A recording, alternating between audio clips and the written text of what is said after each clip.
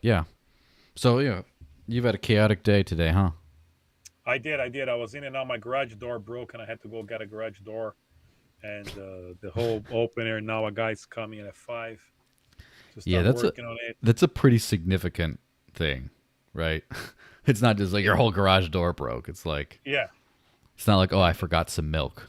yeah. No, there goes $1,000, and if I don't change it right now, my wife can't get in or out. So I have to actually all the time go there and pull the garage up or down because it's an old garage door. It's an old house. Yeah, you could just tell her she could sleep on the street for a little while you Yeah, figure it out. Yeah, see how that works out. Well, cool. Oh, yeah, two watching on YouTube. Hi, I I guys. I see Hmm. myself because you're broadcasting the monitor, so I see there's a delay. Is that okay, right? Yeah, it should Is be what I fine. see. Okay. Yeah, I mean the audio is synced up pretty well, so that's what Yeah. really matters. I mean, the visuals and stuff. I always look like, okay on these things, but I've come to terms with it.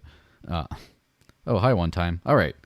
So we got 5 watching on Odyssey and 2 on YouTube so far. That's good enough. Might as well hit the intro thing. So, hey guys, welcome to another edition of the Dash Podcast. Let me hit the intro and we'll get right into this.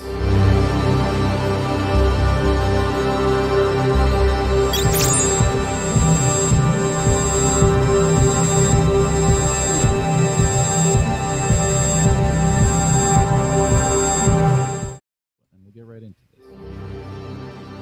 All right, I see you're watching the thing. Would you mind muting that for me real quick, Rodrigo? Yeah, there we go. That's better. All right, so hey, hi, Mikhail. Anyway, welcome to Friday. It's the next edition of the Dash Podcast. I have with me the one and only Rodrix Digital, or Rodrigo Ambrissi, as he's known as by his former name, the artist formerly known as Rodrigo Ambrissi. I got upgraded to a fancy name there just for Twitter purposes. Yeah, you're Mr. Sounds more Digital. cool. Well, you need to get like a Matrix type code tattooed on your arm, like down Yeah. here. And be like, I'm becoming one with the code. You can be very digital. Like in the beard, by the way. So, have you been first? I've been good. So I couldn't say. I think I froze my screen here, but I can still see on the other on the Yeah. other monitor there. Things been good. It's been busy. I've been sitting on a ball for the past 3 4 weeks now. I don't have a chair. I switch between a chair and a ball because I mean this type of work now that we do online, engage in network meetings. Everything is done from your computer at home. So I've been sitting down for 10 12 hours every day, especially working now on the TV show that's got to go on air in 10 days, counting down already. Mm. Plus, we're working on the crypto city in Brazil, in a very touristic city. It has a very very funny, interesting story. I can tell you guys later as well. Plus, networking to see the best possibilities to bring to the diff. Plus, Mm-hmm. managing, a couple of news reporters and all the video productions that we do in Brazil, like interviewing companies, payment Mm-hmm. processors, exchange to basically know what's happening around and which company, each organization is a possibility to partner with Dash, invest, do some networking. So yeah, So we've just been busy. We love it, though. I love it. yeah, that's just the way it should be. So, reminder everyone, I am paywalling Rodrigo. You ask him questions, but you will pay me to for the right to do so. This is my right as king. And so, first of all, I would love to get into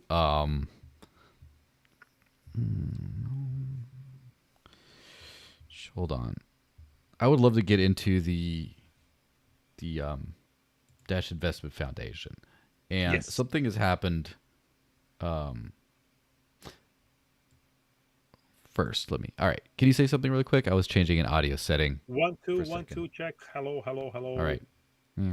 Well, anyway, for some reason, only one audio channel is coming through on your side, but it's not to do with you. It's not on your side at all. It's completely on Okay. my side. So I don't know if it's probably too late to get it changed. I can't figure out why it's doing that anyway. But I guess you guys will just have to like play it on computer monitors or whatever without headphones, and just you won't even notice. But anyway, I can also probably fix it somewhere else. But anyway, the Dash Investment Foundation has done a bunch of stuff lately. It's been like we start to see everything come together for Dash in certain ways.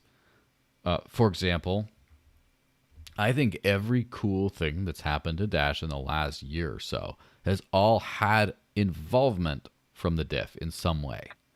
So Dash Direct, of course. Yes, I agree that way. Yeah. So Dash Direct definitely has. And then Valkyrie is in the news today because, I mean, first off, Dash Direct is in the news because eBay got added. And so, yeah, you can spend Dash at eBay, 1.25% discount. Fantastic. Now, you have Valkyrie, which, you know, the diff invested in the seed round, and then the valuation has gone up significantly from what I'm told since then. And then they have one of the first Bitcoin ETFs, if not the first. I don't know exactly the timeline because two of them got announced around the same time.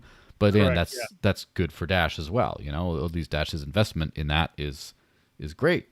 And then a little bit less recently, but still last month or so, the Dash Investment Foundation announced an investment into Bitfi, which is a Brazilian company. And the big headline out of that is 1.5 million merchants you can pay with Dash in Brazil. Yay. Okay. So why don't you break this thing down for us? What is Bitfi first? Bitfi is what they call a super app. Basically, it's a non-custodial app. You can Mm-hmm. buy and sell crypto. There is some KYC required because it involves some payment processor. Mm-hmm. They do have other tokens on it already. It's an established app. They opened for business a couple of years ago. They opened also for investments in the beginning of the year.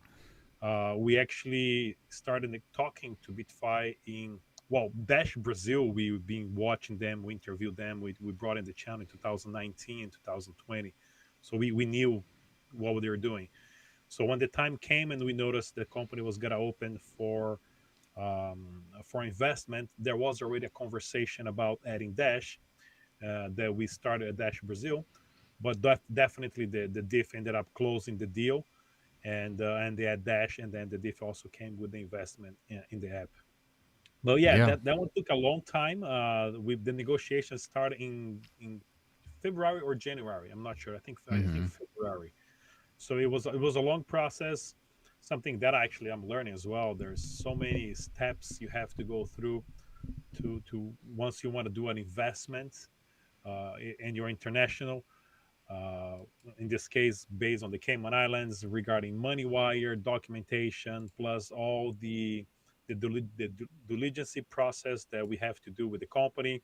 Brazil has extra regulations that we had to have a law firm involved because they have to actually sign some documents present in Mm-hmm. order for the investment to happen. That was one of the reasons we had to look for a law firm there. But for everybody to have an idea, yeah, it took since February to make the announcement now that everything's finally done. The deal was made. It was Dash was added. The investment was paid. I think now they have to work on the instant send uh, um, aspect of the app. You can actually buy and sell Dash inside, but not through instant send yet. And I'm not sure if it's already working where you can actually convert your Dash directly to spend on the Cielo, the credit card machine. So basically, the Mm-hmm. credit card machines from this company called Cielo, they generate a QR code, and then with the Bitfi app, you scan and you pay. But it's not going as fast as Instant Send because they have to do a lot of integrations. They already had Dash, which Mm-hmm. was the priority, but now they're gonna do all those other steps whenever their schedule permits. Yeah. And so the scope of the platform, I guess you could say it's probably like a Coinbase, right? As far as you can use a KYC kind of program, you register, you can buy cryptos with fiat, you can swap them for each other, and then it also has a payment aspect, just kind of like Coinbase Commerce, where you can pay at a merchant, and then it's also like the wallet itself is you can use your cryptos through that. And so, for example, you let's just say you had Dash on your own wallet, your own private keys, all that kind of stuff. You have Bitfi, an account and stuff. You load your Dash into your Bitfi account, and then you can use that to scan QR codes and spend at a whole bunch of merchants. Is that the way the process works? Yes, that's how the process works. But I think there's a limit as well that you can spend Mm-hmm. without actually having some sort of a KYC on Mm. the app. And the app has other functions as well regarding, I think there's a function follow the trader where you Mm-hmm. create a social profile and then you can give tips of what you invest in, how much is your portfolio, and then people with less experience can copy the swaps you're doing inside the app. They have this aspect as well. Mm-hmm. They're in the process of adding other cryptocurrencies, of raising funds to increase this round that what they're doing. They want to expand internationally as well. Mm-hmm. So as in the diff perspective, it was a investment into a product that is growing massively in one market, Brazil, and also in the roadmap to extend abroad, and not just focus in Dash, Yeah. but in several other crypto. Yeah. And so, how, first off, which merchants are available through this? Like, obviously, the headline is a 1.5 million, but is there, like, how would one, if, say, like, I went to Brazil and I was like, oh, Yeah. I want to try this thing out. How would I know which ones I could spend it at? So it's very popular in Brazil at the cashier for them to have two or three types of credit card machines. Credit card Mm. machines, there's a whole war happening. There's Ah, some interesting. credit card machines which is like half of the size of a cell phone. There's just a keypad, but it reads the SIM card on it that the merchants can get for like 10 payments of $20, Mm-hmm. something like this. It's very popular. So Cielo is one of the payment processors. Like it's a credit card company. Mm-hmm. I don't really know who owns Cielo, but it's a credit card company, and majority of the business have either their own Cielo machine or Cielo is also integrated into other payment processors. So basically, if you see there's a Cielo, you have to actually physically see on that specific merchant. At the machine, they have an option to, instead of charging you credit debits, to generate a QR code. Mm-hmm. So the machine, the physical machine, the lady there would just press generate QR code, and once that QR code is generated, that is what how Bitfi can connect to Cielo. So your Dash is automatically liquidated, and the payment spray is the payment is done into another token or their stable coin available into the Mm-hmm. business. Yeah, and so basically what I would do is I would go there, I'd go to a merchant, see if they had a little Cielo thing Yeah.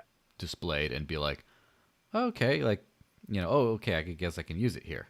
And so, uh, well, by the way, one time just asked, how much is the limit for no KYC? I'm not sure. I'm not sure. I haven't Mm-hmm. played much with the app Mm-hmm.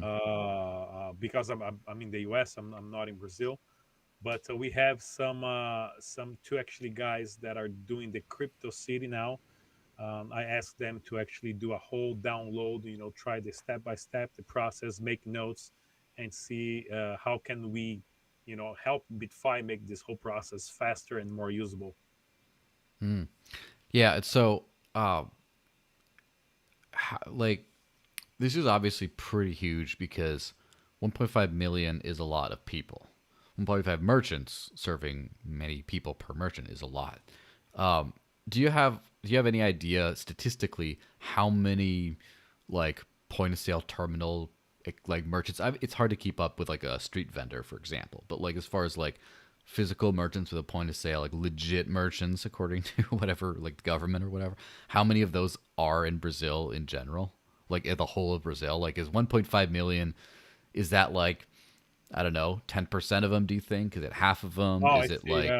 Is it like a way less than Mm, that? Is it like almost all of them? Like, what is your gut feeling? Obviously, if you don't have data behind that, you don't have to, make things up. yeah, But I don't know the specific number, mm-hmm, but I do know Cielo is a very popular credit debit card payment processor in mm-hmm, Brazil. So it shouldn't be. I mean, if you're in big cities, it shouldn't be any issue for you to find a place like this um, to yeah, spend. The same thing that lately I had a guy trying the gas station Shell gift card that you can buy on Bit Refill mm, with gas. So you can buy a gift card for Shell gas station with Dash, And through that's in Brazil, Bitfy. right? Yeah, in Brazil. But Mm-hmm. then what you have to do is you have to download the Shell app, and then you Mm-hmm. have to sign up for a program of points, and then you add the gift card and you get points and you pay the gas with the points. I mean, it's possible, but there's so many steps through it. But again, it's a gas station gift card that you can purchase with crypto. Yeah, I mean it's similar in like in the U.S. So the way I pay for my gas most of the time is one of two ways. Of course, it changes all the time, but one thing I do is I go to Amazon and buy Irving Oil gift cards because Irving Oil is like a local, very popular around the Northeast of the U.S. and Canada gas station. And so I go buy a physical Irving Oil gift card off of Amazon and use, let's just say, Bitrefill to pay for it at checkout. Yeah, And so I get these physical cards that I just like keep in my wallet and I just pull them out, swipe them at the pump. When they're done, I throw them away. And so there's that, but also there's a Walmart close by that has a gas pump, and so I use the Walmart Pay app. I buy Walmart credit, usually with Bitrefill, put it in there, and then I just scan the QR code at the pump and I pay through that. And they think they give you like 3 cents a gallon off if you yeah, use Walmart Pay. So yeah. yeah. I've done the same through Walmart, but I think Bitrefill is out of Walmart and Sam's Club gift card for a couple of weeks now. But also, you can Yeah. do the same thing with Kroger. Kroger sometimes have their own Mm-hmm. gas station, and you can pay gas with their gift card as well, which is pretty cool. Yeah. I mean, this is like the entire struggle of like the living on crypto life is like trying to learn how to do all these kinds of things and stuff. But yeah, so it's a pretty sunny outlook then for adoption in Brazil then. And so the diff just got integrated and got dash integrated and invested. Is there anything else like a special product or something? Because obviously, like for example, with Valkyrie, there was a dash trust that came along with the investment. It wasn't just an investment and stuff. But Yeah. basically, uh, in addition to now that we're getting greedy and like 1.5 million merchants isn't enough, which for reference, by the way, El Salvador has only like 4 times that many people from when I last checked. Yeah. As so that's like, basically more people, more businesses accept Dash in Brazil than accept Bitcoin in El Salvador already. So that's a pretty interesting thing to think about. But um, where was I getting off? I got a little sidetracked. But yeah, so what else is part of the deal, or is there any extra co promotion of Dash with Bitfi or anything like that coming up? Any other stuff I might have missed? No, well, we're gonna be promoting them in our social media now. Actually, for this project that I'm organizing for the first crypto city, it's a Mm-hmm. place called São Tomé das Letras. Sam Thomas, actually, Mm-hmm. if you translate, that's the name of the city. It's a funny story about this city. So we asked Bitfy if they want to actually help us organize Mm. meetup, sponsor a few meetups or pizza day out, night outs. We gotta get some merchants to download the app and try as well and play, maybe do some airdrop. But this Mm. city, it's a very small city in the interior and in the center of Brazil, in the state of Minas Gerais. It's a Mm-hmm. rural area known for the production of milk, cheese, Mm-hmm. cattle. But this city, about 25, 30 years ago, was all over the news because a group of people were saying there was an alien. They spot an alien over there, and then everybody went to investigate, and then they found out that people were high on mushrooms or something like this, and it was all over the country, and that city Yeah. became famous for the alien story. So they embraced that, and a lot of people they do what do you call those walk through hikes. They do hikes, and then some artists build a spaceship by the mountain, and then there's Yeah. some aliens and sculptures. So the city is famous for this now. It's a Mm-hmm. it's a touristic place where people go to relax, to meditate. There's a story. There's a cave there, but you ended up in Machu Picchu because it's a secret passage through some energy Mm-hmm. tunnel. Hey, it's the theme. Became the theme of the city. And Bruno, the new DCG Mm-hmm. member, knew some people over there, and he mentioned to me that it was actually his idea. He mentioned to me that everybody there was a bunch of artists and musicians that are very engaged with crypto. There will be a good opportunity to have some exposure. So we contact them, and everybody embraced pretty fast. We're actually creating a physical newspaper to be printed in edition. There's about 50 business accepting Dash there already. We had a team on the ground that went business to business, door to door, explaining there's a new payment system they can start accepting. We gotta do some noise online on YouTube. Maybe there's a talk as well about creating some sort of a touristic weekend immersion in a city where you can go there Yeah, right now. Right like a now, so you can. Bitcoin beach or like a New Hampshire kind of Correct, thing. correct. So you can actually, there's two little small hotels there that you can, not a hotel, what do you call something Hmm. on a Hostel kind of a or a hostel. It's resort. a resort, yeah, something very simple, more of like a hostel, let's put it this way. That you can pay with Dash. There's about 45 business that you Hmm. can pay with Dash as well. So we're planning to do bring a couple that doesn't have a lot of experience with crypto and document their experience, going business to business, paying with crypto overnight in the city, walking around. Hmm. We're just trying different ways how to create content online, Hmm. exposing the crypto experience and not just videos about technical analysis and Bitcoin charts and things like this. Yeah. So if you, if anyone listens, so first off, all the stuff you're creating, let me know everything because we Oh need to yeah, get it amplified through the Dash Marketing Hub. And we'll in particular, where we have a bounty that we're creating specifications for and getting going about creating videos for specifically the Bitfi integration in Brazil. So there's a okay. whole thing on that. But then there's also going to be using our social media channels. We're creating, we have a Twitter and LinkedIn right now, but we're creating an Instagram and TikTok, and we have a YouTube that we're going to put someone behind. But we're basically taking all Dash content channels into hyperdrive right now. And we're going to start doing a little bit of a promotion, like a post boosting budget and stuff like that too. Like very small, of course, most of it's organic. And basically, yeah, it's the fuel for all this is the fuel for digital cash to rise is digital cash being used as digital cash, right? And so, like, we Yeah. already have, I think it's like an almost like 17 or 20, I don't remember where we're at now, of US states. We have people spending Dash Direct in all of them, and we have more videos on the way soon. And basically, when we take all this overwhelming evidence and content of not only this the user experience being good, but the actual like ability to practically use it being good, I think we're really on some, yeah, we're really onto something cool after that. Yeah, can I share my screen to show something to you guys? The newspaper. Sure. There's some spots there. We put some fake ads just so it's Mm-hmm. basically the structure of how the newspaper will look like. We should actually have 4,000 copies, physical copies printed, Mm-hmm. where people will be able to actually read about it, and then they can scan the QR code and go directly to videos. So this Mm-hmm. is a picture of how where the city is, like the touristic place where you can see spot the aliens from up the hill, Mm-hmm. That's funny. just in case.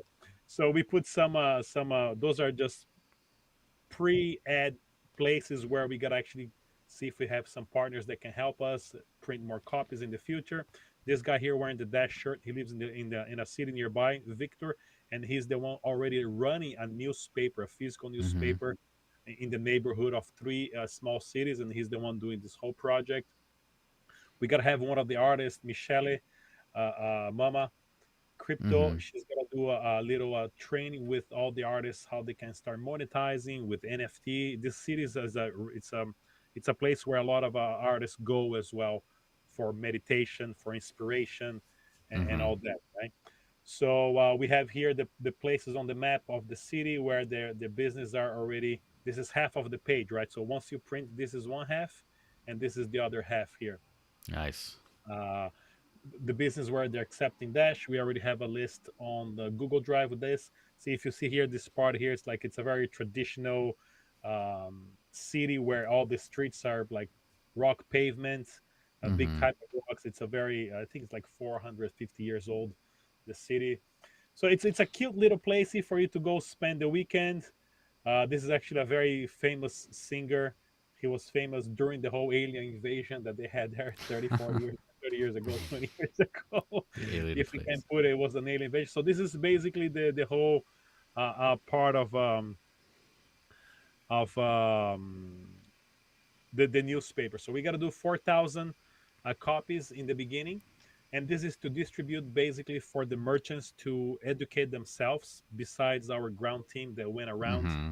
already and help them download a wallet, secure the 12 words. We had to hire not really hire, but we had to get a P2P, someone that could do all the the liquidation for those people once they start getting paying crypto if they don't want to keep crypto and they need cash.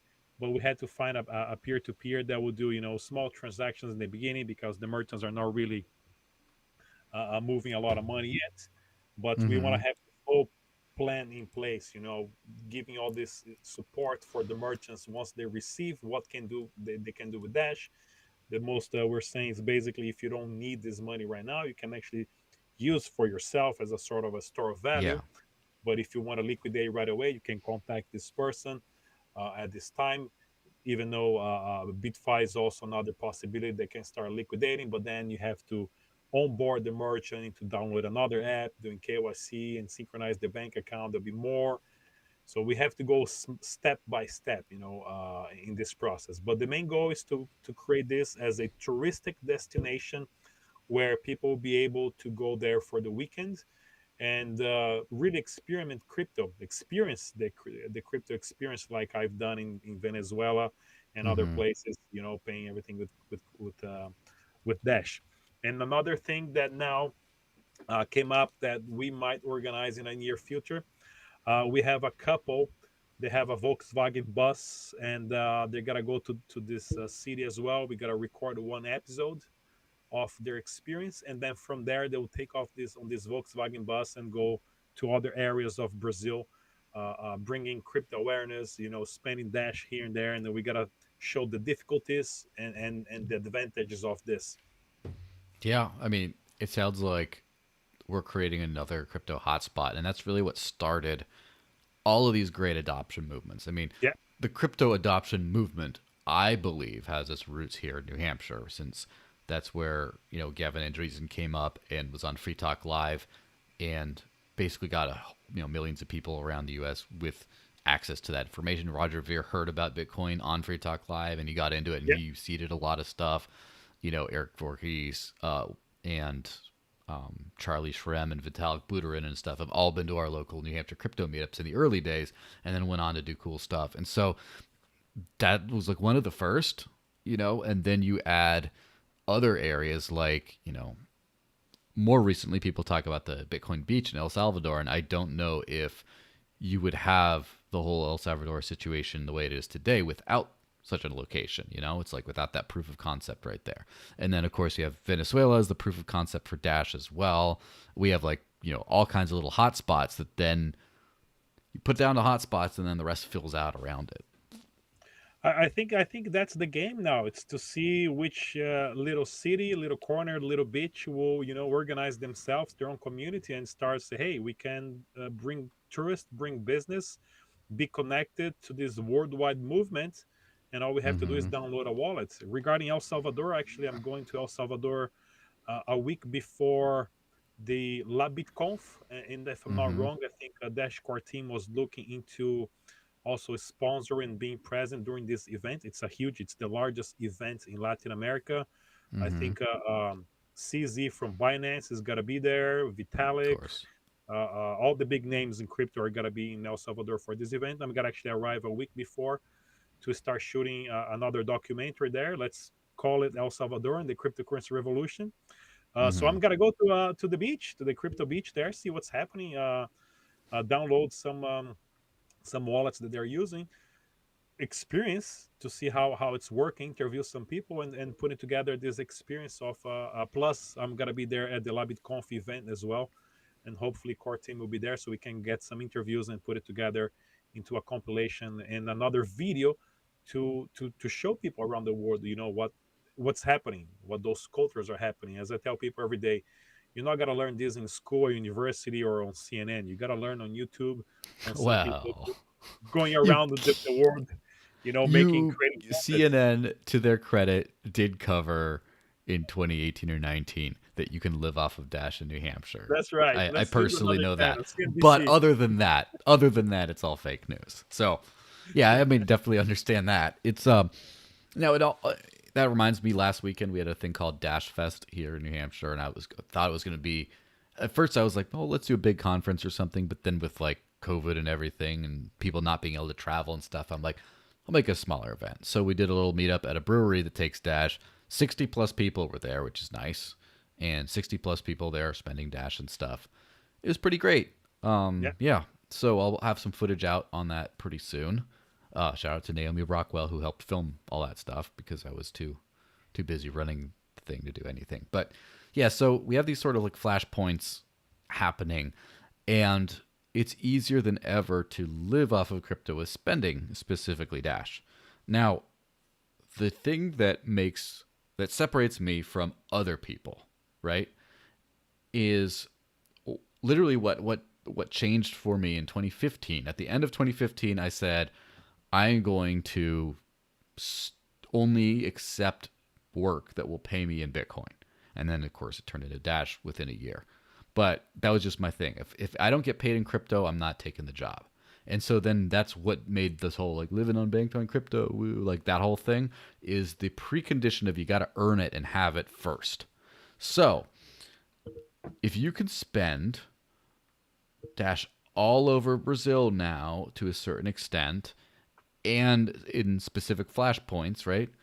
Uh, what is going to drive? What is going to drive? The answer is what is going to drive consumer demand is consumers having Dash to spend in the first place, earning it, slash living off of it or whatever. Because if they're not earning it, they're probably just going to have a stash of stuff and they're probably not going to spend it.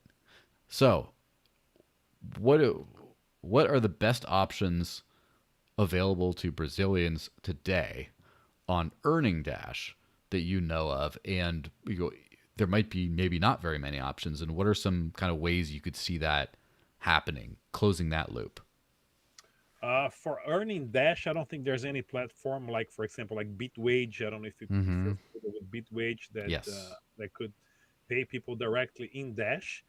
That's something that I had Bitwage on my list for a while, but I haven't had time to go and look for something on this scope, which I think it's time to revise that because it's always a Mm-hmm. possibility.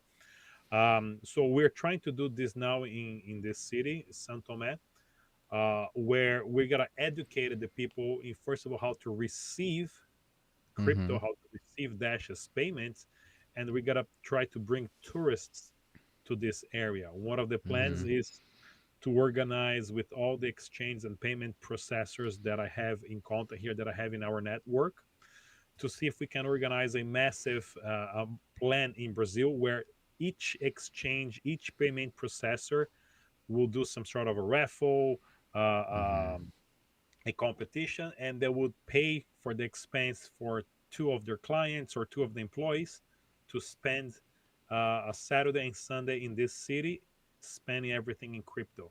So that's one way that we want to see if we can bring at least 100 people that they're getting paid by whatever to experience this, and this is going to create a whole new movement where at least on that city, on the local community, you'll Mm-hmm. see a lot of crypto, a lot of Dash circulating. In this case it won't be just Dash because some payment processor might choose another token, but that's not the point. The point is we want to see if we can organize this from there.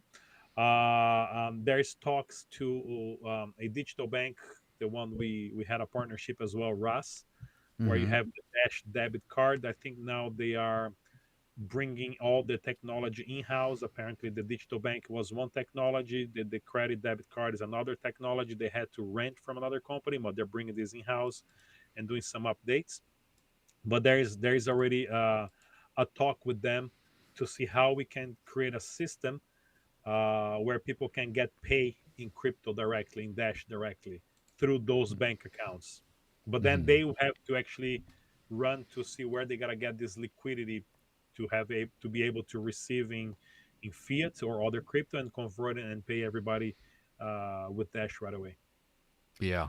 Well, And before, I got my money here. Talking about money is like my reminder from Venezuela. My stack of yeah, 75 cents. I still have some bolivares in a container over here somewhere that And, my and I girlfriend got moved my them new off the one from the desk. collection. My Yeah, 10 of course, the trillion dollar. Zimbabwe. $10 trillion. Yeah. So before we move on, I just Pedro, who was on the podcast right before, he said, "Hey, just thank Rodrigo for all the effort from me. Thank you." Oh, So thank you guys. Thank you. he wanted to say that. Well, that's cool.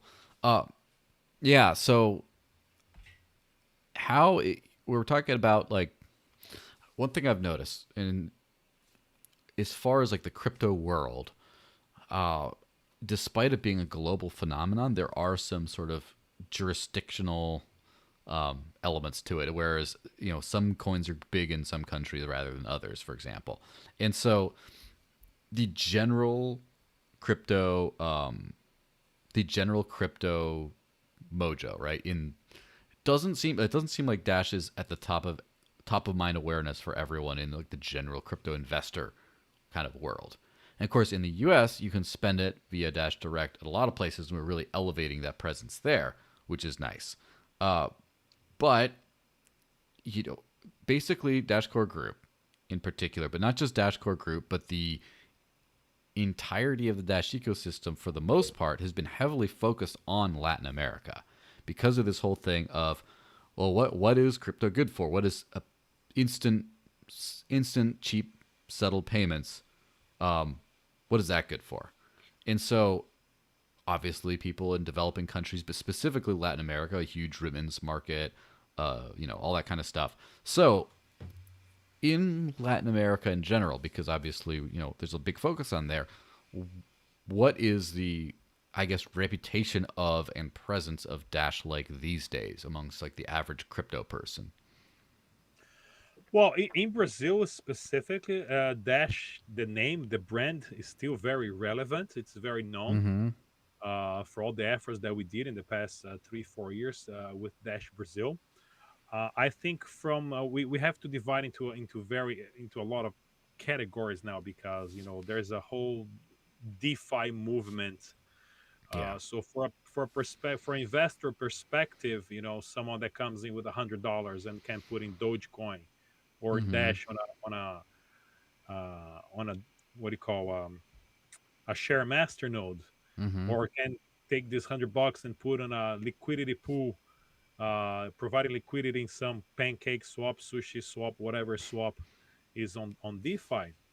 Those small investors are going to those new hypes because they're paying 20, 30, 40, 50, some pool of liquidity farming, yield farming, are paying sometimes 100% yield. and Mm-hmm. and a decentralized masternode, a share masternode, it's 6% a year. So Yeah. for this investor perspective, even though masternode has nothing to do with DeFi, regarding governance and investment, the small investor doesn't care about that. He wants to double, triple his money as fast as possible. Mm-hmm. So I noticed there's a higher focus now from a core team, and Valkyrie is one of example. A In Dash the investment Trust, side. maybe in the future a Dash ETF, either in US or any other country. But that's basically the tunnel where the big chunk of money will come in into the project. And I think now as well, core team will be at Money 2020 in Vegas. It's an Mm-hmm. event that costs $3,600 to get in, and it's Yeah. about banking system and payment system. So Dash has a seat. I don't think there'll Mm-hmm. be any other cryptocurrency project in that event exposed like with a booth.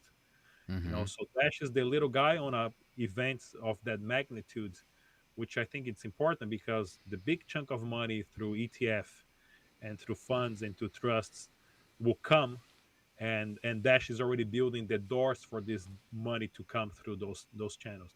I think looking for the small investor who has $100 and who wanted to triple or quadruple his money, those guys are going to Shiba Inu, a project with one quadrillion tokens. People don't realize that they have 1 quadrillion tokens available, Mm-hmm. and that's basically the battle. And I think it's important to focus where the money is, and the money is on Wall Street. It's on ETFs, it's on funds and pension funds, And if you create a door that they can open and automatically see a Dash fund, a Dash trust, a Dash ETF, Mm-hmm. for a big investor who wants to allocate 1% of $1 billion, can do this easily through those doors. And I think Valkyrie is one of those example.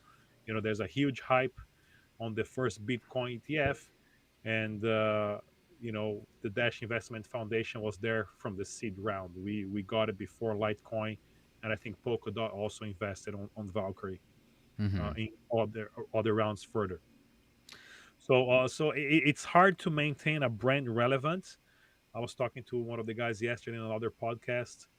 Mm-hmm. 2016, 17, I could tell out of 5,000 cryptocurrency projects, I could actually tell the logos and their names. Four Yeah. years later in this cycle, we have what, 50, 60,000 tokens I don't into even this know. this five platform. There's even another layer of another hundreds of thousand. In 4 years from now, there will be millions of tokens, projects, coins. I mean, we are facing the decentralization. It's happening faster than we're expecting. And we're trying several ways to maintain the name, the brand relevant, the usability, and Mm-hmm. also creating doors or a direct pipe where a big chunk of the money can flow into Dash in a blink. Yeah. Uh, that's something that's it's always interesting, and it's always something we have to be careful of because, obviously, not investment advice is like one of the things that all the crypto YouTubers always say for good reason, and also, Dash is meant to be used, and not necessarily as a just a pump and dump kind of thing, and Correct. it's also like you want to it's like you're in it for the tech. You want to say like what can this stuff do, and but at the same time like no one wants something that doesn't go up in value kind of thing. And Dash does go up in value, but just other people are like, oh, I get more gains over here, and so there's a couple things to keep in mind. I would say is first off, pretty soon you got Thorch. So Thorchain is up again. Thorchain has been Yeah. online with all tokens that they currently support as of like yesterday, I think, when Ethereum came up. And so a lot of people, while there are caps right now, caps at liquidity, people can make sometimes like I have like $50 of like Bitcoin Cash on there right now that I'm like LPing just to providing liquidity just to test it out, and it's like 30% APY, which is pretty insane for just Yeah. putting Bitcoin Cash. Of course, it gets split into half and half with the Rune token and stuff like that. But still, for the end user experience, you put in Bitcoin Cash into this savings account thing, and then you get 30% on it per year. Of course, when the caps are raised next year at some point, when or they're eliminated when ChaosNet is over and it's like full on regular, full release Thorchain, I guess. I expect those numbers to go significantly down because then everyone can put in. But it's still like, let's just say Bitcoin Cash 5%. Let's just be really modest. Say you could get Yeah. 5%. And now, of course, when Dash is on there, you could do that as well for anyone. However, because any money that's in Dash, a liquidity providing Dash, has the option to also be in a masternode, that's going to always make it more profitable relative to demand for Dash than for other coins because you're splitting between like the big masternode reward and the LP there. But then Yeah. some people also, DeFi is complicated, right? People say, oh yeah, I want to like get all my gains, but like if you're not into crypto, like I'm just barely like I've just used Uniswap a few times. I'm not that savvy, and I've been in here forever. Like imagine new people. It's like, what if you tell them just buy Dash, go here, deposit in Thorchain, and you get money, and then you can spend it on things. You don't have to say, well, what I'm going to swap it for, and I'm going to move it to my Coinbase and swap it here, and then withdraw to my bank account. If it just no, put in Thorchain, you make money, pop it over into your wallet, spend via Dash Direct, spend via Yeah. Bitfi, spend via whatever. That becomes a lot of an easier thing, right? Yeah, I don't know how it would be possible if you're a masternode owner to provide liquidity with your masternodes on Torchain, if it will be possible or not technically. But once those the liquidity pool opens, once we have Dash integrated with which by the way the diff already Hmm. uh, uh, purchase some Rune to create pairs for liquidity in the Yeah, beginning. and Rune is pretty far up too since then, which is nice. Yeah, I think it went up 30% last night once they finished synchronize. I've been paying attention on Torchain. I think it's a Mm-hmm. fantastic project as well because it's a full decentralized exchange without wrapping tokens. Mm-hmm. It's the native token you're swapping through their vaulting system. And you're right. I think people who has Litecoin, Ethereum, and want to buy something with 2, 3, 5% discount at Lowe's, Best Buy, they'll just swap and get Dash to get use the Dash Direct, and in 2, 3 seconds they do a swap. In 2, 3 seconds they buy a gift card, and Mm-hmm. you have a full decentralized payment system through an exchange, bypassing governments and banks, fully Mm-hmm. working. And yeah, maybe that the value of Dash won't go up because people are not buying to purchase, but maybe the value of Dash will go up because the amount of transactions that are going through spikes a lot. The network can handle the fast instant transaction, and this Mm-hmm. can raise some eyebrows to some large investors to say, hey, how come a little project like this is moving hundreds of thousands of transactions per second? They already have a Mm-hmm. pipe open for me to buy $1 billion through an ETF, a fund, or something. So I think that's looking through a bigger picture. That's how I see Dash can play a big role on the on the what do you call a traditional investment side once they want to come in with this chunk of money. Yeah. And the usability is there because any other user can, even though if they don't own Dash, they can just purchase Dash to purchase something right away with a couple percent discount on a store. If you're buying something in the US or in a Best Buy or Lowe's or Home Depot, you're doing a house and you're buying $5,000 and you have the chance to get 5% off on everything. That's a pretty good deal. Yeah. I would like to point out, and one time did have a question here I'm going to read off that unfortunately we skipped over. But Sure. before that, I would like to point out that it's been the constant thing of like crypto started as peer-to-peer digital cash, peer-to-peer electronic cash system. It's in the white paper. That's what it was created for, is digital money anyone can use without permission or centralized intermediaries that is not inflated to death. And at some point, people started building off of that concept.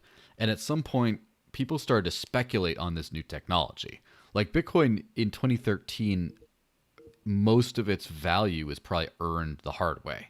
And then you started to get bits of speculation. By the time you got into the 2016, 2017, a lot of projects had almost no like real, even if the technology was solid.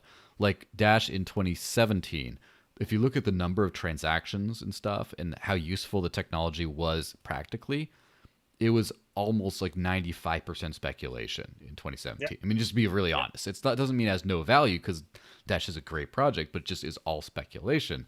And so, but then at some point, it's all speculation based on real value, like real utility, speculation that'll be used. We entered into a weird stage now when people want crypto, not just they're like, oh, I'm going to buy some because this is so useful and it'll be used a lot someday. They're skipping that step. They're just like, I'm going to buy because I get money today. And the like Hex, the point of the project, I don't want to talk too much shit about Hex, but like the point of the project is to give you more money and that's it. And so we're in this weird time, and a lot of people are saying, well, who cares if you can spend it, like a lot of times you have like a Twitter troll who's just like, you know, you know, when you're talking about, oh, you can use Dash for this and that, they're like, well, yeah, well, here's the Dash BTC chart long term, ha ha. And they're like, that didn't counteract anything I just said. It's useful for digital cash today. You don't need a bank account. I'm living proof to live off this stuff. But here's the thing, though, with the way economics works and prices, the way free markets work is as our good old friend Chuck Williams loves to say, all value is belief, and all money in pricing is information on what people value. And so all that ends up hitting prices and profit at some point. So for example, if let's just say Ripple, let's just throw out Ripple for this. Let's say Ripple was trying to be digital cash, but they were centralized KYC digital cash. And Dash is not centralized, not KYC digital cash. If in the beginning, there might be a situation where it's like, well, the market value of those things is equal because people don't really care about KYC. But over a long term and enough circumstances change where you start to have ability, you start to not have abilities to spend your own money. Like it starts to be censored. People are going to want something that doesn't, and that's going to start pushing to the price. But as I should just wrap up on this Dash thing, sorry for the super long ramble, is if you can spend Dash, it's like it doesn't matter if no one holds Dash at all. If literally no one holds it, if everyone has all their money in other coins, because if they swap it into Dash through Thorchain, let's just say, you swap it into Dash to spend it, even if that's it, first off, every time someone buys it to spend it, that pushes the price up. But also, with a lot of transaction volume going through Thorchain, that makes it more attractive to buy Dash just to provide liquidity because you get more fees. And then people are buying Dash because number go up. So even though you focus on utility, that feeds back into number go up if you're successful enough at that. I think we have to be realistic regarding, Yes. because now we know how to count the seasons. We know what are the Mm-hmm. Bitcoin seasons, right? Everything Mm-hmm. runs around the halving. So we are in Yes. a bull season right now. The next 3, maybe 6 months, the price are going up like there's no tomorrow. There's a lot of greed happening, and the same Mm-hmm. thing happened. But this cycle now, this season, and this cycle, it's 2017 on steroids already. Yeah. And we have to be realistic. Dash came from what in 2017, $9 to 1,500. That wasn't Mm-hmm. real. That was a Yeah. huge pump. It was Masternode was the word of the moment in 2017. Nobody knew what Yeah. Masternode was. It was awesome. Yeah, Masternode. Right? There's another, 10,000 competitors to Masternode now. Yeah. But Back then, you buy a masternode and you're set for life. correct, correct. So that reality changed. That reality was what real for what 3 months, six Mm-hmm. months maybe. So we have to be realistic here. The same thing now, 2021. There's hundreds of projects there going, 10, 20, 30,000% in the past 12 months. Can they Mm-hmm. deliver? Dash is being since 2017, since the all-time high. 2018, 19, the price dropped, but still, instant send, chain locks, a lot of new technology was implemented. Now the diff was also a huge achievement for the found Mm-hmm. for the network, because it's bringing value to Dash in a different from a different angle. But we have to be realistic. I don't think those projects that are going 10,000% this season are going to deliver in 6 months. So Mm-hmm. they have to be patient, and we got to see a lot of projects that are on the top now fade away, like we saw. We haven't heard any more from what Nansen. What other project was Monero? Not Monero, but Zcash as well, that dropped on the coin market cap, because there's more. Shiba Inu has $8 billion on it. I mean, geez, can you believe that? So we are Mm-hmm. we are going through this cycle on steroids. We're going really fast. We're in the grid moment, and I think once Bitcoin hits the break, more people will see the reality. Inside Mm-hmm. our heads, everything works really fast, and you think it's beautiful, but outside the reality, it's not as fast as you think. Yeah. I mean, things are getting crazy, that's for sure. But also, as with the speculative cycle, like a new, it's the dot com bubble all over again. And at the end of the day, we're all on the internet. This is on the internet right now. Like it's here to stay.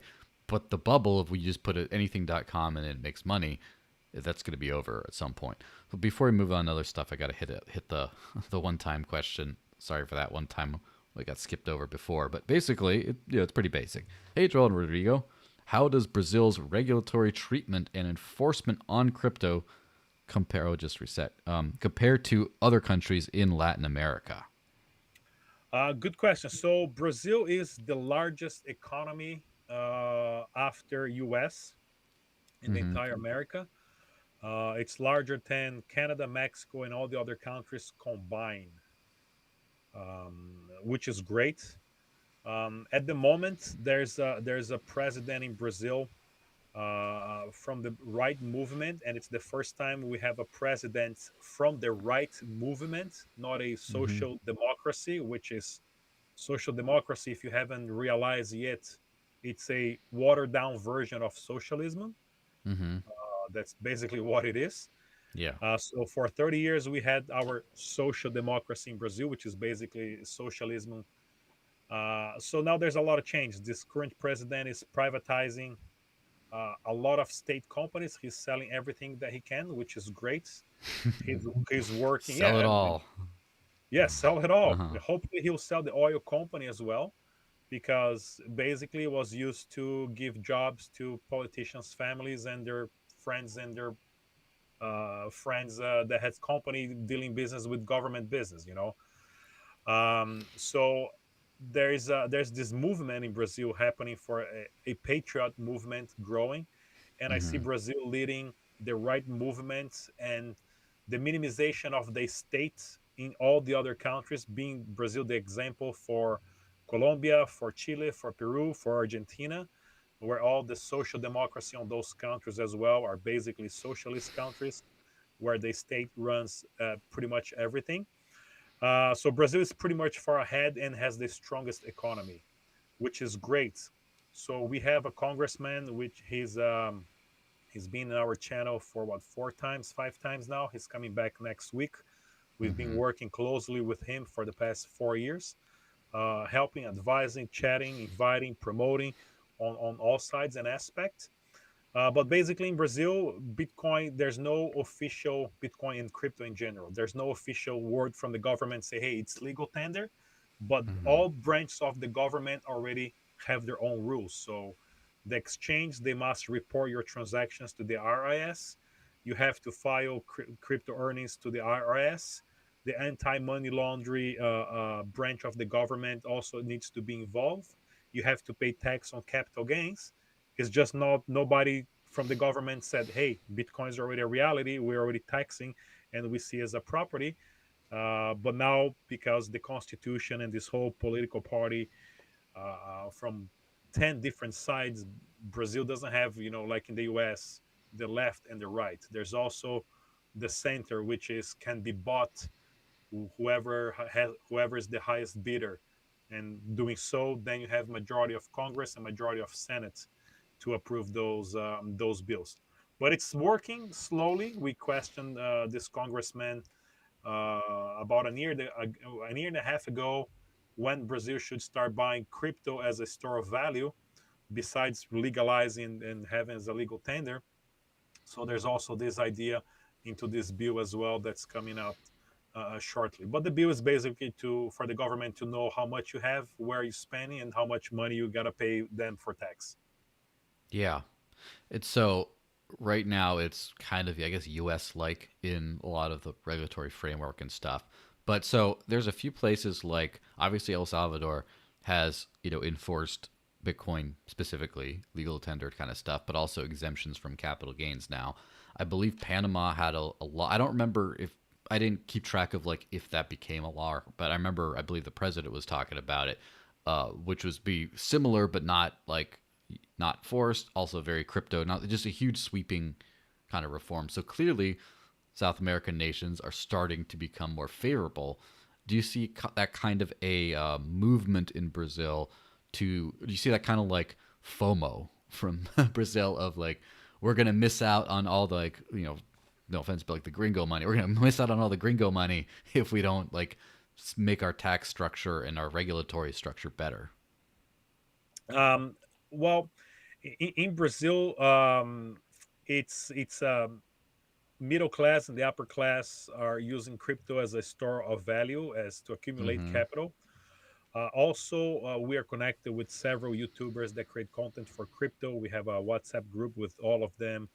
Uh, Combined, we have over 4 million followers, and we network basically on every single event. We exchange information. We also very connected with a couple of channels, and in Brazil, there's a lot of libertarian channels, anarcho-capitalist YouTube channels, and I see as us and those channels are the main driver of information. We are the ones educating people and telling clearly, listen, protect yourself. You might not make money, but protect yourself with crypto. That's how it Mm-hmm. works, because we in Brazil, we've been through economic packages, as they say, where in Next week, the president announces, by the way, the real is no longer in place. We got to implement the new real. We already have the bills printed. So if it was worth 100, now it's worth one, and we're cutting the zeros. We did that 5 times during the 80s and the 90s. Yeah, I You know, so remember I was in Mexico when they did the same thing with the Mexican peso, the yeah, peso crisis. And I remember, I always tell people, I remember those old peso coins my grandmother had, and it's like, what are these? They're like, they're like money, but they don't work anymore. I'm like, exactly. They're I just a was piece like, of paper. Yeah, like six, yeah, 7 years old. I'm just like, hmm. yeah. They're like money, but they don't work anymore. They were just a piece of paper before, and now we believe they had value because we were the idiots believing that a colorful paper has value. Mm-hmm. You know, so that's the main thing. So that's where we are. So the level of information in Brazil is extremely open, and there's a lot of high traffic. You have some YouTubers there with 200, 300,000 followers now talking full crypto. Next week I'm gonna be interview. Oh yeah, let me don't forget me to remind you about to tell you about the DeFi platform we have as well. So next Mm-hmm. week I'm gonna be interviewed by one of the YouTubers who has a crypto radio show on the largest rock and roll news station in Brazil. It's a FM radio. Interesting. They have 2 million, 2 million listener per hour. Hmm. So I'm gonna be interviewed there next week to talk about the TV show Blockchainers, and also I forgot to mention as well. We haven't announced anything yet, and I can't announce the name yet. But Dash Brazil, the proposal owners, they are partner with a company which is a fork of Dash, but they're building a bridge, a DeFi bridge, which is Mm. going to be a Dash rep on Binance Smart Chain that will allow Dash users to use that token to provide liquidity to any farm yield. It was just a way if you have a Dash, you can wrap it and use inside Yeah. Binance Smart Chain on any DeFi. So we got to actually announce in a couple of weeks that one as well. Yeah. Which, speaking of Binance Smart Chain, which I'm not hugely knowledgeable on DeFi. I know a little bit, and also I Binance Smart Chain is like one of those things, like XRP, like Tron, like all these. It's just I don't pay attention. Just no value. Like to me, like I don't care to pay attention to it. But I Yeah. do notice that there's a lot of stuff that's on it, a lot of volume because Ethereum's so horrendously expensive. And so, for example, I believe as of a few hours ago, the very top volume traded asset on Thorchain was either Binance, be either BSC, right, or BUSD, the Binance stable coin. And then there's, I think, higher than Ethereum was Ethereum on Binance, which is hilarious to me. It's just like, so how big is, how big, legitimately big is the Binance ecosystem from what you've been able to tell, and specifically in Latin America as well? I think Binance Smart Chain is a phenomenon worldwide. I even like that meme from CZ that says, click here for all the Binance Mm-hmm. validators. And there's a picture of CZ from Binance in all of the Yeah, of boxes for me to course. try. I love that meme. Well, basically, Binance is doing what Ethereum is supposed to be doing, but faster, cheaper, and a little bit more centralized. Solana is Mm-hmm. doing this even cheaper and even faster and even more centralized. They just paused the network the other day. And then you have Polygon doing this even cheaper and faster than Solana. So that's we're Mm-hmm. in the middle of the protocol wars. Those platforms are basically copy and paste. You got a couple nodes running. Everything is running on smart contracts, and once you have this established, you can run NFTs. You can do farming. You can do decentralized lottery with no loss. You can do providing liquidity into several pools and stake and do farming and get yield on another token and swap. So it's speed up the whole thing. For those platforms, the individual are there making money. There's a whole movement. Not a lot of people are very concerned with centralization because it's this cycle we can notice everything is on steroids. The greed index it's all the way high. I don't know where it's gonna end. I think more and more we will have more tokens challenging each other, more platforms challenging each other. There is usability for everything, and this is just the beginning. I've been writing some articles for a portal called CoinGape. It's an Indian news website, but they also have a portal in Brazil. So I have a column there, and I'm putting together an article here now to see how many tokens we had in 2017. Tokens and coins, I call it the same, Mm-hmm. right? Just a Yeah. purpose of counting the number. 2017 to now, this bull cycle, and it's humanly impossible to keep track. And that's why, sometimes you don't see a lot of money coming from the little investor into Dash, because he can get into Binance Smart Chain, go to Pancake Swap, and put $10 into a pancake syrup and earn 76% APY. Yeah. Then you convert that token to another token, then to BUSD. But this kind of creation of value that Binance Smart Chain is creating in a turbo mode, into a pretty Mm-hmm. much supersonic speed mode, is what is bringing them attention to a lot of regulators. And Binance has been suffering some retaliation in a lot of countries. The value of the token is growing a lot because they're doing the copy of the copy of the copy of the copy of the multiplication, the derivative, the farming, the staking of the copy inside their own little system. And people are actually withdrawing and they're using it, and other people accept it. So, I mean, how can we stop this? How can we say it's wrong? It's happening. Yeah. It's gonna be interesting to see because, like as I mentioned, the free market prices everything in eventually, and uh, like decentralization has a value even if the price is not priced in yet. So what I wonder is, they're just wondering out loud, a little off topic, I guess, but I'm just wondering from a like, I'm not asking because you don't know, but like I'm wondering, when will it be that we start to see the price differential of between centralized and decentralized projects based on that, which reminds me of, like, last night I was chatting with some friends had who were trading some Bitcoin on Mt. Gox back in the early days.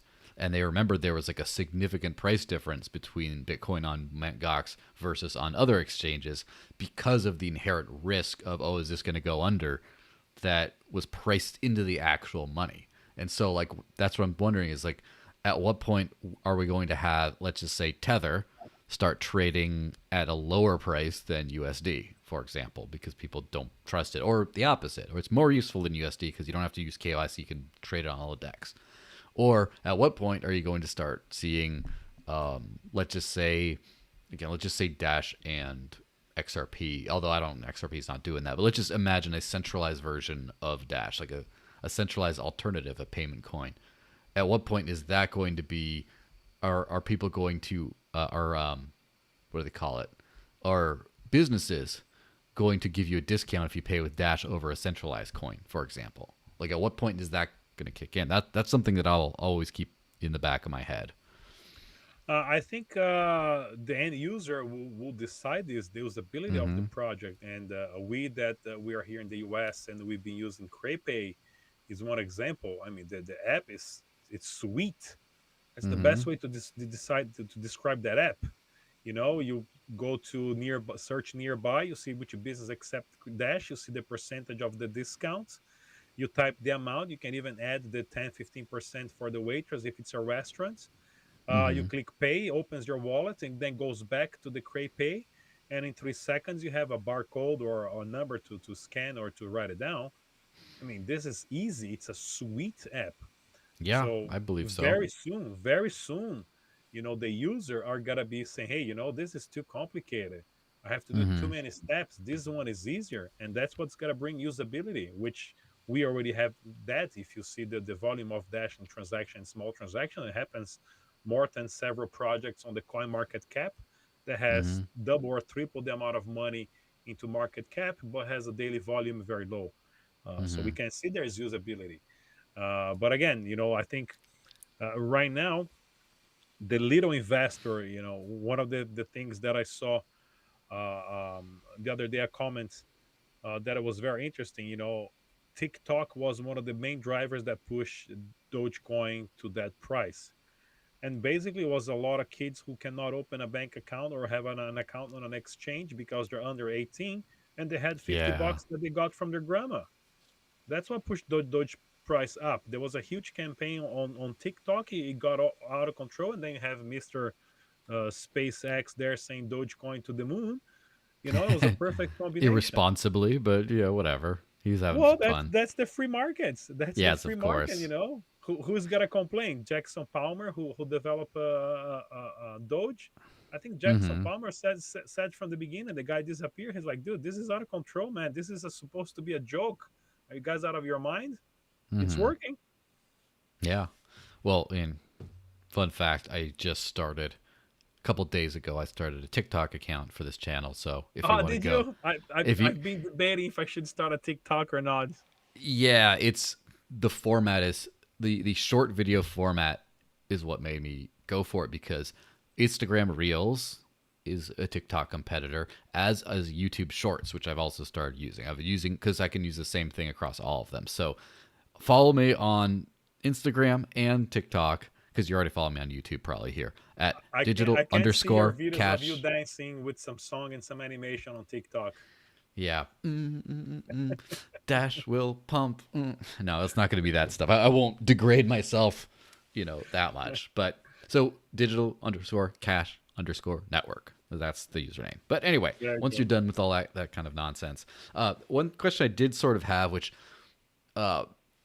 about the like Valkyrie and like the Dash Trust and an ETF and the difference between those two things as far as the structure. Now, of course, let me preface let me do preface this thing with so I was a young kid or a young guy, and then it was like my early 20s, and then I started to migrate to crypto after that. And so the whole like being an adult investment stuff is like it's not like I'm trying to explain to people what crypto's like, and they're like, oh, is it like a stock? I'm like is it the same as like a stock exchange? And I'm like, I've never traded stocks. I wouldn't know that. So um, a bunch of people are excited at these trusts and these funds and ETFs and stuff like that. So Valkyrie has a Bitcoin trust, it has a Dash trust, and now it has a Bitcoin ETF. So what is the difference between an ETF and a trust in this case? And let me just the newbie question. Let people, educate the people. Well, I cannot educate them on that because I'm Mm-hmm. not really the specialist on trust and ETF. Mm-hmm. But basically, two things. Also, that we were told at the diff, we have to be extremely careful how we promote the Dash trusts during the verbiage, Mm-hmm. especially in the state of New York and the US. So for this type of promotion of as an investment, Mm-hmm. uh, us from the diff and anybody has to be extremely careful how we use the verbiage. So I'll leave that to the Mm-hmm. to the diff newsletter to come up with a detailed explanation of the trust. But basically, a ETF it transform a bank into an exchange. Mm-hmm. That's the basic thing. So, for example, if you want your average Joe or any user, the average person, the guy who's retired, the lady who drives the bus, the Uber driver, whatever, Mm-hmm. to open an account, download a wallet, save the 12 key phrase, right? Make sure she has a backup of this wallet. Open an account on Coinbase. Do the KYC process. Synchronize their bank accounts. Yeah, no Uh, flipping away. and then you go there, and then you have to put an order in the order book to buy the crypto, and then you buy the crypto, and then you have to transfer it from the exchange to your wallet. I mean, this is insane. A small part Mm-hmm. of people can do this. We started this a couple of years ago. We have a good understanding of this, but the average Yeah. Joe, they can't follow this. So the ETF allows the average Joe to go to the bank and say, hey, bank manager, I have 10,000 bucks, I want to buy this Bitcoin thing. The bank Mm-hmm. goes there, buys it for you, charges a commission, gives you a piece of paper that says you own Bitcoin, but you cannot withdraw that Bitcoin. But you bought Bitcoin through a bank through an ETF. That's how it works. It's a way, it's a door that allows all the big chunk of money, because then through an ETF, let's say General Electric wants to buy $2 billion in Bitcoin, they can do this through Valkyrie, through that ETF in 24 hours. So that's the power of the ETF. Are you buying Bitcoin? No. But are you buying a paper that says you own Bitcoin? Yes. And they have a lot of regulations. You have insurance, you have the commission from the bank manager, and all that. You're basically institutionalizing Bitcoin. So yeah, it's cool stuff. Is there what's the um what do you think is the prospect for a Dash ETF through Valkyrie? It's probably if it happens, it's probably a little ways away because obviously Bitcoin's a big fish up there, and they're just now getting in there, and it's like slow your expectations. But yeah, what do you think? I think it's gonna happen a Dash ETF sooner or Mm-hmm. later if it's through Valkyrie or maybe through some other player. Through Mm-hmm. Valkyrie will be excellent because it's a New York company, and New York is the most regulated state on the planet, I guess. Mm-hmm. We did took a look into other areas of possible ETF. One of them was in Brazil as well. So there's a process we have to go through, uh, but also requires a large volume, requires a couple $1 million investment to pay for the whole process, and that's something that we can do in a near future once there's money available on the treasury or the diff has more funds available. That's a possibility, but yeah, it is possible, and it will come sooner or later. Hmm. Well, that's good news. Uh, so we're talking about like the diff has a pretty aggressive ask this cycle, right? And I would, I guess this is your time to shill and say vote for the diff. I think so. I think you should vote for the diff. Obviously, this is my podcast, mine alone. I can say whatever the hell I want. People can't say, "Why are you using?" I'm not. This is just me. But I think you should vote for the diff. So maybe this is a little bit of a I'm asking all the questions you can't answer, right? But how has the diff performed? How has the diff's investments performed versus Dash itself? So the diff's gotten a certain amount of Dash since its inception. It's made a certain amount of investments. Those investments are now worth something. And I know in the case of Valkyrie, it could be 5 times, 5x or something. I don't know. I have no idea what it is today, and I think that's not exactly public information anyway. But as far as like what price did they start buying Rune at versus where Rune is today, a few of the diff investments have done pretty well. It looks like on the whole, has the diff, and obviously the diff is there to make money, but also to make strategic investments into the Dash ecosystem. So even if it's not 100% profitable, it's not the end of the world. All that being said, how do you think the diff investments are doing compared to if they just held on to Dash? I think they're doing fantastic. 88i, I think, if I'm not wrong, I think it's already 3x the valuation of how much we bought. I don't have the specific numbers. Darren actually Mm-hmm. has more charts like this. Mm-hmm. Um, as I'm not actually, I don't have any financial background, so for me, it's been actually a learning experience as well to be at the diff and Yeah. learn all this aspect. But 88i, it's already, I think, if I'm not wrong, 3 times higher because another investor came in, then another investor came in, raising the valuation. Mm-hmm. Valkyrie is another example. But again, how do you price the value of having a Dash ETF through a company like Valkyrie? Because we are the seed investors, and of course, whenever they can and it's possible, we will have the priority. Comparing to other projects. But let's say we invest $1,000, 1,000 Dash in Valkyrie last year, and now this year, and now just the news of having a Bitcoin ETF and possibly having a Dash ETF in the future is worth way more than having 1,000 Dash up to that date. Yeah. The main goal is to have strategic partners that can increase because the diff is not to buy a company and resell for more money. It's to invest in a company that will bring value to the network, if not now, in the near future. Yeah. Well, yeah, that makes sense. Um, all right. Well, let's just wrap this thing up. Sure, yeah. Where do you like just it's shill o'clock or shill 27 rather, but it's shill o'clock. Shill everything that you want to shill. It don't feel free to take your time doing that. No time, no rush to this. But yeah, shill everything you want. The floor is yours. Oh, I have to show. What do you mean show? Just to talk? Shill. Just promote anything you want to say. Hey, watch my channel here. Hey, vote for this thing here. Hey, there's another proposal there. Hey, the diff is coming up with this. Look into all that kind of stuff. Yeah, well, the channel is in Portuguese there in Brazil. Most of my content in Portuguese, but the main thing is we are keeping the brand, the Dash name, extremely relevant in Brazil with all those integrations and partnerships and TV shows, and now the Crypto City, Mm-hmm. which is important. So any proposal related to Dash, to that, guys, keep supporting. Take a look on the diff. Just remember for the community. Uh, One example is Bitfy. We've been sitting on this Bitfy information since February, but there's so many legalities and technical things and marketing strategy for announcements for everything that takes time. And there's more investments that we have to announce as great, if not bigger than Bitfi and 880i and CrayPay. That's already on the pipeline.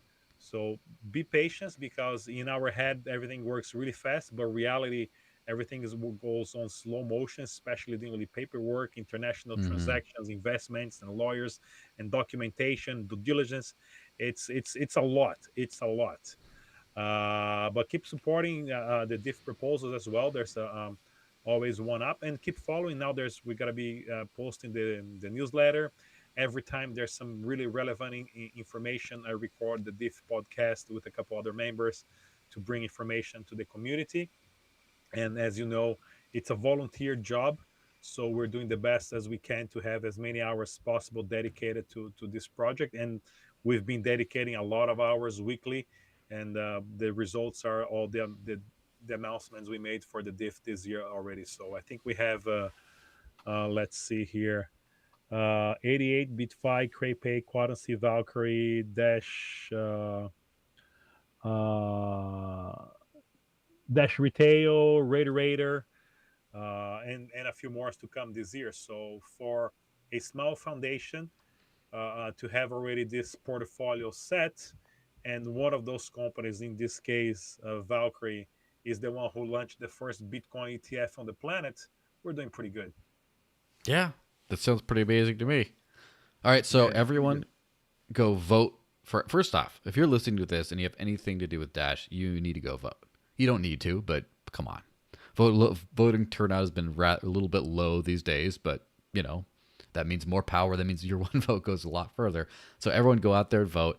I have a proposal in right now called the Dash Marketing Hub that a few people, such as Andy Freer and a few others, encouraged me to start this like incubator fork of the Dash incubator in the marketing stuff. And I did that a few months ago as like, and he would only sign off on it if I was the dictator, if I kind of ran the thing. And so now that we've gone through a 2 month cycle, we're putting in for a 3 month cycle, but I'm one of three. Now I'm decentralizing the role into three directors. And Pedro, who's on last podcast, is another one of them. He's a great guy. So uh, go vote for that. I'm shilling my stuff. It's okay. And so obviously watch the Diff podcast if you're interested in that kind of stuff. Do you know what the channels are called on? I know it's on Odysee and YouTube, and that's usually where I watch it is Odysee. But do you know what the handle is? It just Dash The Invest? Is it Dash Investment Foundation or what? What is it? Dash Invest. Let me see here. On the Dash Investment, I think it's Dash Investment Foundation. Even like a Dash Investment Foundation. Yes. Yes. So just look for Dash Investment Foundation on YouTube and Odysee. Is it on anywhere else like Spotify and places like that, or is it just? No, just on YouTube. I'm actually posting the link on YouTube there for you guys to take a look. Mm-hmm. It's on YouTube and Odyssey. Yeah. Well, that's cool. Yeah. And, So and definitely. and we're coming with the newsletter as well because it's like a 5 minutes reading. So for whoever doesn't have half an hour to watch the podcast, we'll get the information from the newsletter. Yeah, that's good. Uh, so yeah, just the Dashcore group also had their quarterly call recently, which is cool. So you keep up with that. And yeah, anyway, Yep. a lot of cool stuff is happening in Dash, and that's the thing that I think has been a little, I would say, for a lot of people, frustrating. I don't get frustrated that much anymore. I'm just busy with what I'm busy with, and things will happen as they go. But what I should be frustrated about, at least, is I feel that with the market cap drop and a relatively quiet marketing system, which is why, the marketing hub got created, and also why Dashcore Group hired Arden to lead as a new head of marketing, take over the old Fernando role. Uh, Other than like marketing, and then Dash platform evolution being freaking years late, and that plus plus just natural effects of like a price actually going down, and especially like all that together has left people a little bit bummed out. But and to a certain extent, there is a what is it, a frustration, because a lot of really cool stuff has been happening with Dash in the last few years. Obviously, from like a technological perspective, you're like, okay, you got LLMQ based instance then, so all transactions are instant without any extra fancy stuff, which is huge. That happened in the last few years, and chain locks that happened. But then like the last couple of years, first off, the diff came around and started to actually function properly. The first iteration of the diff was a little bit of a shit show, to be honest. But then Well, they didn't have one of the beginning, yeah, the first team. They didn't have a lot of money, and without money, you can't do much. yeah, Basically, now we have a little bit more money. Dash is $200, so there's more funds. But without funds, the diff yes, was just a name, you know. yes. And so I mean, obviously, a lot of cool people were involved in the first iteration as well. But like, also there's the mistakes of asking for the network, should we invest in this, and then the network votes weird. It was a weird situation, and now the diff hit its stride, has been kicking ass, right? Like I would just say kicking ass. I would say doing some good things. Like no, it's been doing some really good things. Now Dash Direct is the dream use case in the U.S. Venezuela, you can still use Dash at a lot of places, as we found out because I have Juan from Dash Tech making a bunch of videos for us, like every day, like Yeah, grandmother buying dessert and all this kind of stuff. yeah, And then Bitfy, basically like a lot of really cool stuff is happening. And then from a technological perspective, like Thorchain is huge, and obviously it's a different project. It's not Dash, but Thorchain as a Dash tool, not only letting you swap Dash for anything on an exchange, but letting Dash become native DeFi, as in you can stake your Dash and earn on it, which is the entire it's kind of like the trustless masternode shares hot potato people have been dealing with for forever, which might happen next year anyway. But that it just there's so much cool shit happening with Dash, and they're just it's a little frustrating sometimes that all this cool stuff is happening when people are just thinking, well, nothing's going on with that, what's going on, and like it is what it is. But we're doing yeah. great stuff. You build a foundation, and when all the dog coins are going to zero and people are still living off of Dash, and then the diff owns half of everything, and when that happens, like yeah, we'll still be here. Yeah, and related to the diff, we just need one company to pay it off. Just one. Mm-hmm.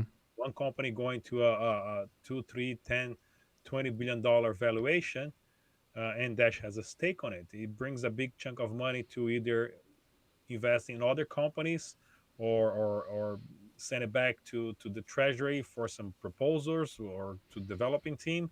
There's Mm-hmm. end possibilities. So Dash is securing a way to maintain itself relevant through the treasury system to its master node voting system, and now through the diff, in a way that there's always something valuable that it's owned by the Dash network. Mm-hmm. Yeah, backed by things. And so Backed by things. It's a real company, you know. yeah, the strongest thing to be backed by is of course actual utility, which is Bitcoin brought a whole lot of that, and Dash has the same utility. I would say unrealized utility, because people aren't pricing in that Dash is like exactly like Bitcoin but more scarce and more secure on that sort of value front. That's not being priced in yet, but has a lot of other utility too. But now just having like it's funny because I really feel like being I would say Dash maximalist, because the term maximalist it's stupid to be a maximalist of any kind. I'm sorry, Oh other yeah. than a crypto maximalist maybe, because like no, but even that anyway. But it's safer to be Mr. All in Dash today, because being all in Dash is being more diversified than it used to be. It used to be just like, oh, how's Dash doing? Oh, poor. Okay, then I lose all my money. Whereas now, your Dash is backed by companies which can do well. Like for example, Bitcoin ETF. Who cares if Dash doesn't get one, because your Dash valuation is tied to that in a certain way. Correct. Yeah, it's And fantastic. I mean, I mean, Yeah. who would have think about that? As I told in the channel this morning, I'm like, by the way, guys, the company Mm-hmm. that released the first Bitcoin or ETF or whatever, the second, Mm-hmm. Dash has a small percentage on this. Yeah. Show me any other crypto project that's been around for 5 years that has this robust structure around. Of course. It's so, and then also, I think that everyone wanted to like stake Dash. Like, why would you stake Dash if you can stake other? Like, I really believe in Dash, but I don't get enough APY on my stuff. I don't get enough returns, and also I'm kind of nervous if the price is going to keep up. Well, you know what you do? You take your Dash, and again, and pretty soon, you provide liquidity in Thorchain because that does two things. First off, it lets you get more money, like competitive rates on your return on investment, but also it splits your Dash half into Thorchain. And Yeah, so even if no one wants Dash for whatever, even it doesn't do as well, Rune is going to do well, or I think so. I really think it will. I mean, obviously not investment advice, but then you're diversified just by being all in Dash. It's kind of an interesting situation. And I remember that there used to be Dash Maximalists back in the day where people are just like, hey, everything's going to be built on Dash. Everything's going to run on Dash. We don't need any of these other stupid coins. And it's like, well, not only does that Dash have a more mature approach today of like, let's be in everything rather than not participate because we're going to win in the end. yeah. It's like a less arrogant approach, but also just like being connected to so many things and being used in conjunction with so many things is, it's pretty cool. But anyway, And I even wouldn't be surprised if in 6 months we have something even better and faster than Torchain. We gotta have Dash there as well. Torchain was the first one to pull off combining mm-hmm, this gum of technology, providing through exchange through a safe system, like mm-hmm. literally like decentralized safes that they have using their tokens. It's working, and someone's got to come in with a better idea in 6 months. Yeah. And as long as we're on top of all that, that can be Yeah, really cool. And I can't wait for Dash platform, me for too. Dash Pay to be out because I've used the wallet. The wallet's cool. And there's a lot of cool stuff being built by the incubator as well on that. And that's just kind of all I'll say on that. But anyway, we're concluding this thing. Thank you, everyone. Like, share, comment, subscribe. Obviously, follow the diff stuff too. Vote for all the cool proposals, specifically the diff and the marketing hub, but also other ones that are out there if you're a voter. And now it's time for this thing we call the after party, which is just a nice conversation like this, except not recorded and not limited to just the two of us. It could be anyone who wants to join. You go to the Dash Discord, which you go to staydashy.com. You typing that out. And you just start asking around, where is this after party? I want in the after party. I saw the after party. Where's the after? Okay. And I'll let you in. And All I right. won't be there super long, but I'll be there at some point, and there will be the usual suspects, the usual great people. And yeah, thanks so much for being on, Rod. This has been Thank you. pretty. Thank you for inviting me. Be back another time. Let me know. Yes, and 2 weeks from now, unless something changes, we should have Ash Francis come on the podcast, and Oh, he'll cool. always Cool. have cool stuff to talk about. So, anyway, bye everyone. Enjoy your weekend. Yeah, I'll see you around.